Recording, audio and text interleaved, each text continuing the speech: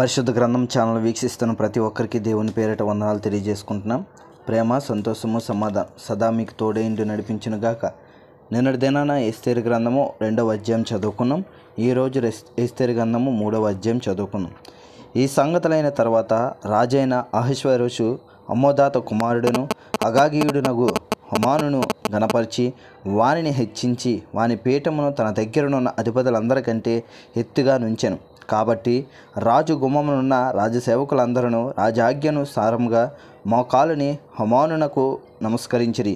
Mordecai వంగకయు నమస్కారము చెయ్యకయు ఉండగా రాజు గుమ్మముననున్న రాజసేవకులు, నీవు రాజాజ్ఞను ఎందుకు మీరుచున్నావని మొర్దెకైని అడిగిరి.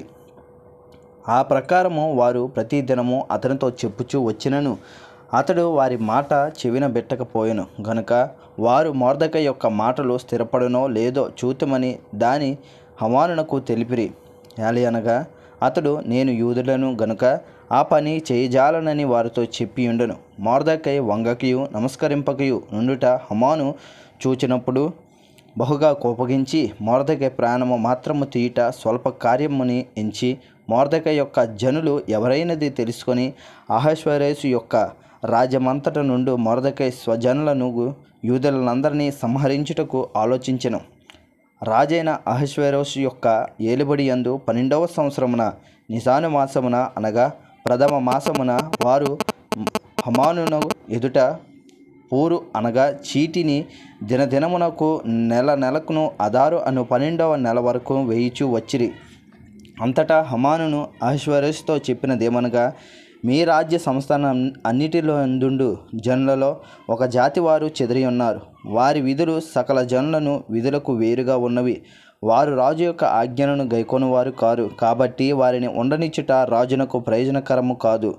రాజునకు సమ్మతి అయితే వారు హతము చేయబడినట్లు నేను ఆ పని చేయు వారికి 20,000 మణుగుల వెండిని రాజు యొక్క ఖజానాలో ఉంచుటకు తూచి అప్పగించినట్లును చట్టము పుట్టించుమనగా రాజు తన చేతి ఉంగరము తీసి దాన్ని హమ్మోదాత కుమారుడైన అగాగీయుడునగు హమానునకు ఇచ్చెను. ఆ వెండి నీకు ఇయ్యబడి ఉన్నది. నీ దృష్టికి ఏది అనుకూలమో అది ఆ జనులకు చేయనట్లుగా వారును నీకు అప్పగింపబడి ఉన్నారని రాజు సెలవిచ్చెను. ఈ హమాను యూదులకు శత్రువు. మొదటి నెల 13వ దినమందు రాజు యొక్క లేఖకులు పిలువబడిరి. హమానును ఆజ్ఞాపించిన ప్రకారము అంతయు ఆయా సంస్థానముల మీద నుంచబడిన రాజు యొక్క అధిపతులను అధికారులకును ఆయా సంస్థానంలోని జనుల మీద నుంచబడిన అధిపతులకును అధికారులకును వారి వారి లిపిని బట్టి ఆయా జనుల భాషను బట్టి రాజైన అహష్వేరోషు పేరట ఆ లేఖకుల చేత తాకీదులు వ్రాయింపబడి రాజు ఉంగరము చేత ముద్రింపబడెను. అదారు అను 12వ నెల 13వ దినమందు యవనులనేమి వృద్ధులనేమి శిశువులనేమి స్త్రీలనేమి యూదులందరినీ ఒక్క దినమందే బొత్తిగా నిర్మూలము చేసి వారి సొమ్ము కొల్లపుచ్చుకొమ్మని తాకీదులు అంచెవారి చేత రాజ్య సంస్థానములన్నిటికీ పంపబడెను. మరియు ఒకానొక దినమునకు వారు సిద్ధపడవలనని ఆ ఆజ్ఞకు ఆ ప్రతి ప్రబలింపబడినదై ప్రతి సంస్థానంలోనున్న సమస్త జనములకు ఇవ్వబడుటకు పంపబడెను. అంచెవారు రాజాజ్ఞ చేత త్వరపెట్టబడి బయలు వెళ్ళిరి. ఆ ఆజ్ఞ షుషాను కోటలో ఇవ్వబడెను. దాని విని షుషాను పట్టణము కలతపడెను. అంతటా రాజును హమానును విందునకు కూర్చుండిరి. ఇంతటితో ఎస్తేరు గ్రంథము 3వ అధ్యాయం పూర్తయింది. రేపటి దినాన్న ఎస్తేరు గ్రంథము 4వ అధ్యాయం చదువుకుందాం. ప్రేమ, సంతోషము, సమాధానం సదా మీకు తోడైంది నడిపించును గాక. ఆమెన్.